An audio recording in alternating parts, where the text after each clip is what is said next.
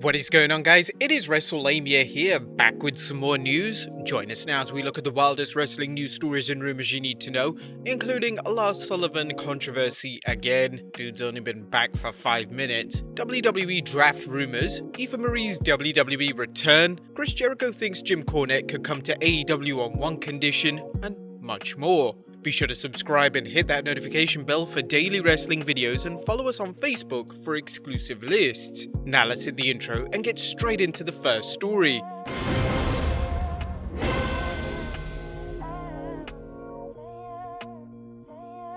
Now our first story looks at Lars Sullivan's latest troubles. It appears that Lars Sullivan is embroiled in controversy again thanks to some digital dim-wittedness. Sullivan, who just returned on the 9th October SmackDown after a lengthy hiatus due to a bad knee injury, has had his share of problems outside the ring, including comments he made online several years back. This led to the WWE fining him a cool $100,000. Now a woman is accusing Sullivan of harassing her on Instagram. In an exclusive story, Bodyslam.net's Chris Dees is reporting, Lars seems to have once again found himself in trouble for inappropriate behavior online. A Reddit thread appeared today showing screenshots of a conversation between Sullivan and Yoga for the Athlete, an Instagram account dedicated to yoga services. Sullivan can be seen sending inappropriate messages asking for booty pics, to which the lady, Annika Nadu-Fuge, declined. Now, we'll leave it to you to look through the screen captures provided and judge it for yourself.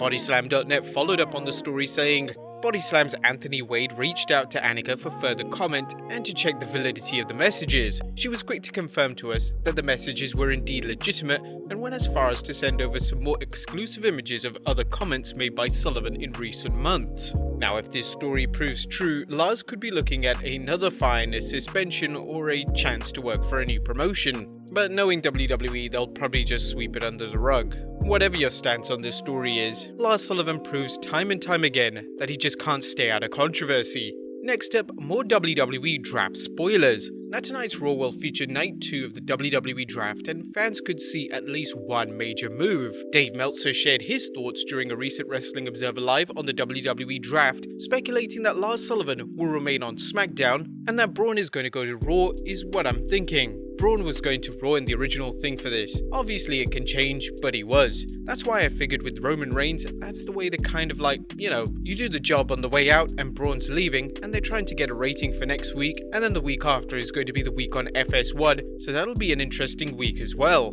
The WWE loves to hotshot its weekly TV if it thinks it will spike a rating, regardless of long-term consequences to existing storylines and or wrestlers. Now that the SmackDown Tag Team Champions are on Raw, Dave Meltzer thinks another move is an absolute lock. They have not moved the Street Profits over, but put it this way, it absolutely, as of this morning, the Street Profits were moving. Now, there has been talk of possibly unifying the WWE's tag team titles due to a perceived lack of teams, a self-made problem in our opinion, so if the Street Profits stay on Raw, we can see where things are headed. As for other stars, Meltzer mused that Sami Zayn will likely remain on SmackDown since he holds the Intercontinental Championship and expect to see at least one more Blue Brand star to move to Raw, as besides AJ, I think they're going to send one more guy from SmackDown over to feud with Drew so he'll have some new opponent.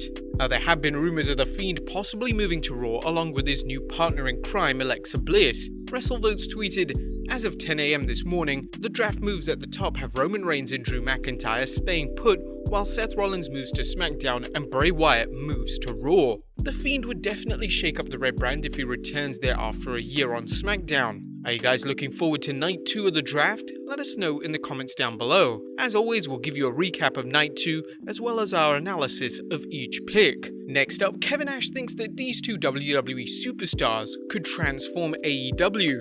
Kevin Nash has seen some of the biggest happenings in wrestling as well as participating in some, such as the little storyline called the New World Order, so it's always interesting to get his take on today's business. During an appearance on the Hashtag Show, the former Big Daddy Cool and founding member of the NWO talked about which two WWE wrestlers he thinks could take AEW to the next level. I think if you could get Drew McIntyre and Roman Reigns to go over to AEW together, I think that would be a big game changer. Chris Jericho has talked about Roman Reigns coming to AEW on more than one occasion, and either him or McIntyre would be great additions to AEW.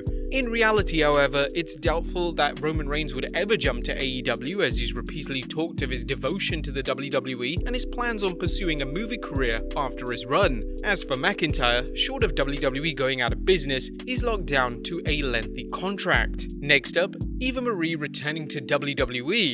The WWE is waiting with bated breath as rumors persist that Eva Marie is headed back to the WWE. Now in an exclusive report, Cultaholic's Aidan Gibbons is reporting that Eva Marie is set to return to WWE. Her second debut may also be imminent, as a source within the company told us the former Total Diva star could return as soon as tonight's episode of Monday Night Raw. The red-headed vixen was last seen in WWE in 2017 and has been focusing on her acting career of late. Although she struggled in the ring, arguably due to the WWE rushing her into the ring despite any serious training, it's clear they saw big things in her, and they still do. First, fans had the righteous return of Lars Sullivan, and soon they could see Eva Marie back in the ring.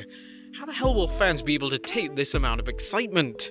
Next up, Chris Jericho explains why he left the WWE. Now, last week was a big week for AEW star Chris Jericho as he celebrated 30 years in the grappling game. Jericho's move to AEW was a huge game changer for the new promotion, and he's proven himself ever since he debuted. However, why did he turn down a lucrative WWE contract to gamble with the new promotion? During an appearance on Busted Open Radio, he shared the exact moment when he knew he was done with the company.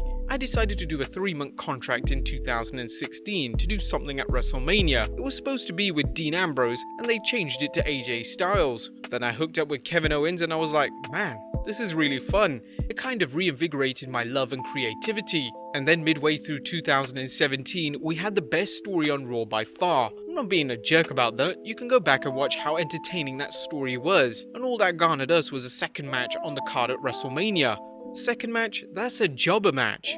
First or last, those are the two, and maybe semi-main event. We were on second after having the best story of the year. I said, I'm done. I'm not doing this again. Now, the WWE have managed to alienate a number of its stars, ranging from Jericho to Dean Ambrose to Rusev, leading them to signing with the competition. While many of its top stars are locked down to long contracts, don't think some aren't thinking of a move to greener pastures.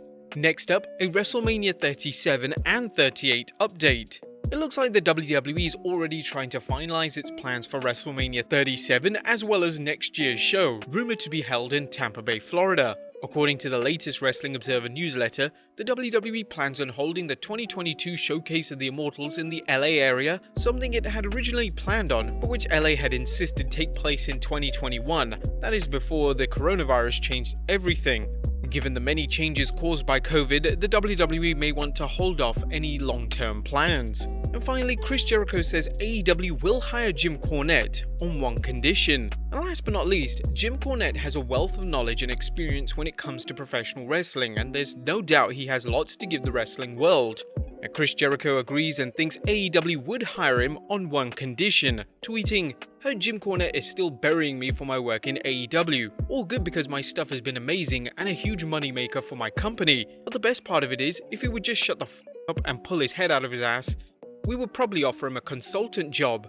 Cornette responded to Jericho's tweet saying, "Since Jericho deleted this tweet, you gotta read it here. Chris, I'll tell you the same thing I told Tony a year and a half ago. I'm the only one who will tell you the truth because I don't want a job. After I've actually seen your show, there hasn't been enough money printed to hire me." Jericho seemed to want to end on a high note and replied, "I wish nothing but the best for Jim, but I'm too busy creating magic and entertaining the world to worry about what a grumpy old man thinks. He's entitled to his opinion and I'm entitled to mine, and that is this: AEW rules." It's clear both Jericho and Cornette have strong opinions about AEW and their viewpoints are unlikely to change. If nothing else, they make for stimulating social media moments. But there you have it, guys, the wildest wrestling news stories and rumors you need to know. Be sure to leave your comments down below, subscribe if you haven't already, follow us on Instagram and Facebook for exclusive lists, and I'll see you next time with some more wrestling content.